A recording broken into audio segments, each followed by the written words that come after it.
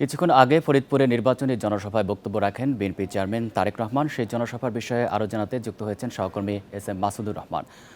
মাসুদুর, শুরুতেই জানাবেন যে কিছুক্ষণ আগেই তো তিনি বক্তব্য দিয়েছেন, কোন কোন বিষয়ে তারেক রহমান তুলে ধরেছেন?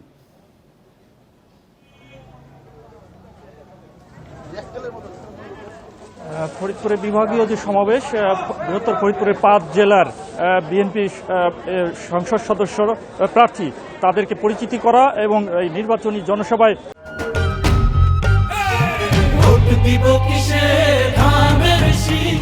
ধানের শীষকে বিজয়ী করার জন্য দলীয় প্রধানের আগমন।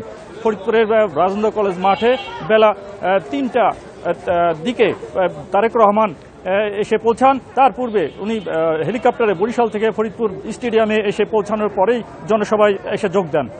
3টা 20 মিনিটে তিনি বক্তব্য শুরু করেন এবং 25 মিনিটের দীর্ঘ বক্তব্যে তিনি বিএনপির দলের দিক নির্দেশনা, উন্নয়নমূলক কর্মকাণ্ড, বিরোধী পক্ষের সমালোচনা সহ এই আগামী বাংলাদেশ বিনির্মাণ এবং এই অঞ্চলের উন্নয়নের বিভিন্ন দিক নির্দেশনা এবং আশ্বাসমূলক বক্তব্য দেন। যার মধ্যে ফরিদপুর একটি কৃষি প্রধান অঞ্চল, যে অঞ্চলে অতি গুরুত্বের সাথে তিনি পদ্মা ব্যারেজ যে স্থাপন করার কথা আশ্বাস দিয়েছেন, যার মাধ্যমে শুষ্ক মৌসুমে এই অঞ্চলের কৃষিতে যাতে ফসল ফলাতে কোনো সমস্যা না হয়। পাশাপাশি তিনি পদ্মার নদী ভাঙন এবং এই যে সবচেয়ে আলোচিত এবং সবার আকাঙ্ক্ষিত যে দাবি ছিল ফরিদপুর বিভাগ, এই বিভাগ বাস্তবায়নের জন্য তিনি আশ্বাস দিয়েছেন। সেক্ষেত্রে তিনি সকল আশ্বাসের প্রেক্ষিতেই তিনি বলেছেন, আমি যত কিছু আশ্বাস দিই সেটা আপনাদের ম্যান্ডেট এবং আপনাদের সমর্থন পাওয়ার পরে, সরকারে যাওয়ার পরেই আমরা বাস্তবায়ন করতে পারবো।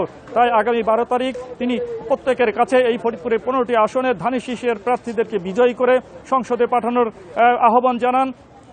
তিনি এই দীর্ঘ 25 মিনিটে তিনি বিরোধী পক্ষের সমালোচনা করে বলেন, যারা এখনই অসৎ উদ্দেশ্য নিয়ে যারা বিকাশ এবং বিভিন্ন ভাবে তারা প্রভাবিত করছে, সেই দল কখনোই সৎ প্রতিষ্ঠা করতে পারবে না। তাই সততা এবং সৎ দেশ এবং সঠিক পথে পরিচালিত করতে হলে বিএনপির মনোনীত প্রার্থীদেরকে বিজয়ী করার আহ্বান জানান।